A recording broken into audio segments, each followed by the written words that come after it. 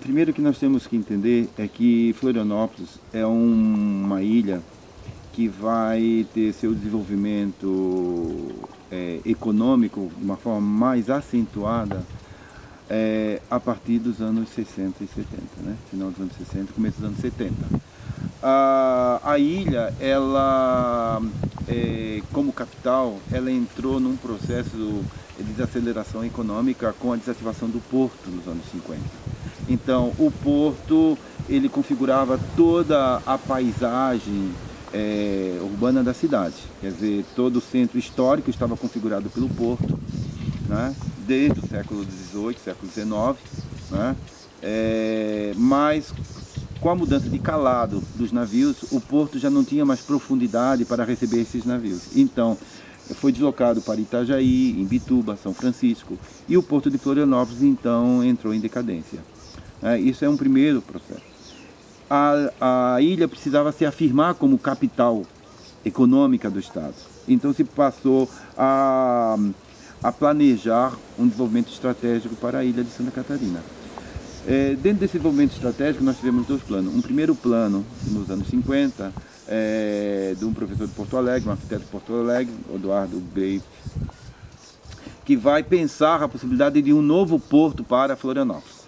Mas esse plano não vai para frente. E chega nos anos 60, então, nós passamos a ter uma discussão sobre a possibilidade de Florianópolis se constituir uma região metropolitana, pegando São José, Palhoça, Biguaçu, uma grande região metropolitana, e transformar realmente Florianópolis numa capital, né, de desenvolvimento de peso, de âmbito regional.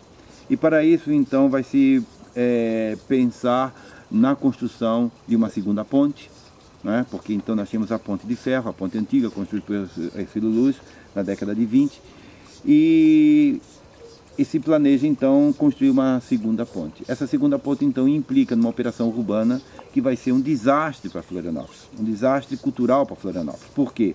Porque ela implicou então na produção de uma massa muito grande de aterro sobre o tecido histórico, né? Então nós temos esse primeiro aterro aqui, que é o aterro da área central, né, para receber essa segunda ponte. E nós temos esse segundo aterro, que é na parte da costeira em direção ao campestre, que seria o foco de desenvolvimento, onde se pensava em construir uma cidade de 300 mil habitantes. Então se planejou esses dois grandes aterros sobre a borda da cidade, e exatamente a borda portuária, né, onde que se mais definia o caminho das águas. Quer dizer, onde que toda uma poética do urbano constituído como porto, e que dava o caráter da ilha enquanto insularidade, enquanto porto, enquanto contato direto com esse barulho da água, com esse ir, né, ir e vir dos barcos que atravessavam a Bahia, que davam toda uma dinâmica especial, cheiros, olfatos, cantigas e toda uma poética desse lugar, vai ser de uma hora para outra destruído. O aterro então, ele cria um afastamento dessa borda d'água, né? E simplesmente para receber um tráfego rodoviário. Então ele não tem a princípio um desenho urbanístico, né, para configurar uma nova, vamos dizer assim, centralidade urbana. O projeto que vai aparecer já nos anos 60, começo dos anos 70, aqui nós temos, por exemplo, os projetos de 75 para a cidade. Vocês imaginam a proposta, então, da equipe de urbanistas, que pensavam, então, para esse aterro, colocar torres, né? Torres e empreendimentos imobiliários nessa orla, né? Esse projeto, então, vai enfrentar grande oposição, não era todo mundo que concordava, havia, nesse momento, urbanistas que pensavam que a parte central, essa parte do aterro, deveria receber equipamentos públicos, como uma nova catedral, um teatro, um centro cívico, administrativo, enfim, uma arquitetura que pudesse configurar esse marco de entrada da cidade, não é? E essas posturas diversificadas vai gerar um conflito de interesses. Até que, em meados dos anos 70, Burle Marx vem a Florianópolis inaugurar o Jardim da Universidade Federal, né? E o governador, naquele momento, era Antônio Carlos Pender Reis, e vai convidar a Burle Marx a desenhar, então, um parque para essa área. Este projeto do parque não era um consenso entre as equipes urbanistas. Foi uma atitude um pouco precipitada do próprio governador, mas enfim, o Burle Marx então desenha um parque, né?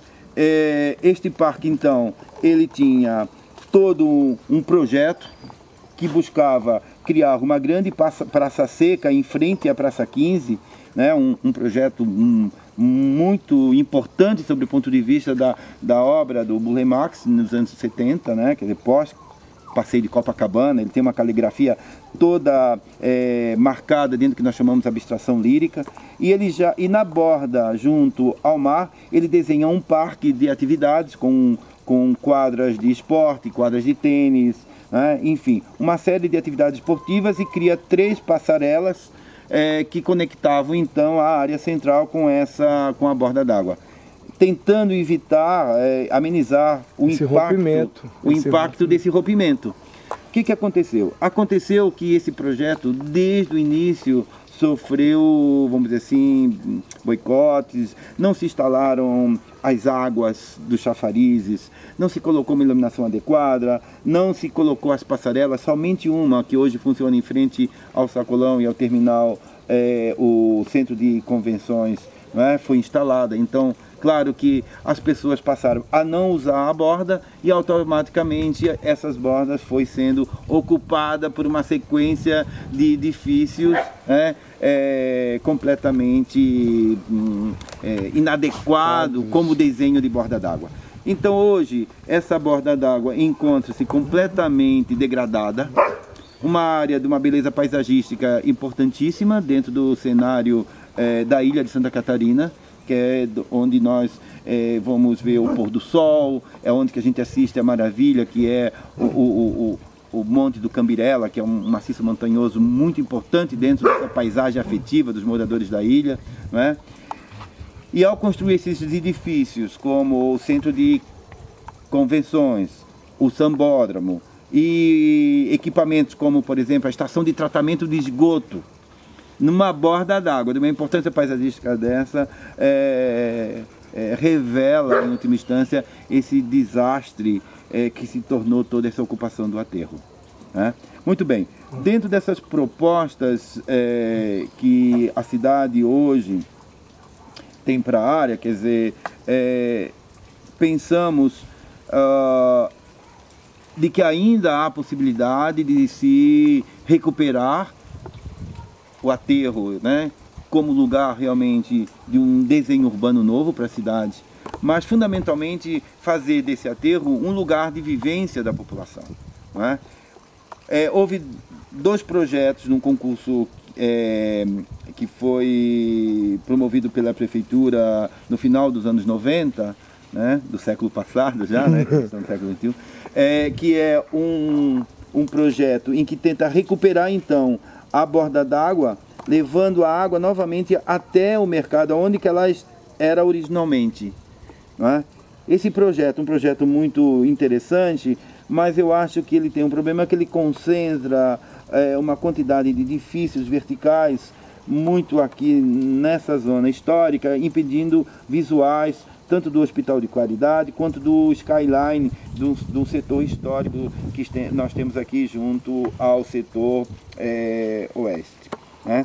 Aqui nós temos um outro projeto, que é um projeto que ficou em segundo colocado, mas que esse projeto tenta preservar o Jardim do Burle Marx e leva então todas as atividades para a borda d'água. Esse projeto me parece também equivocado, porque ele concentra em formas de edifício com gabaritos altos, ao meu entender altos demais, e com um tipo de ocupação um pouco que rompe também as visuais dessa borda d'água. Então eu acho que os 2 projetos são 2 projetos inviáveis, né, para a cidade. Eu acho que nós temos ainda que encontrar um projeto que tenha um desenho mais simples, né? Eu, ao meu entender, uma operação a ser feita aí no centro da cidade, ela implicaria no desenho de um novo mercado público, ela implicaria na ampliação da Praça 15 até a borda d'água, não é? E recuperar parte do Jardim do Burle Marx, que ainda poderia ser resgatado, pelo menos como desenho, né, de uma praça central em frente ao mercado público.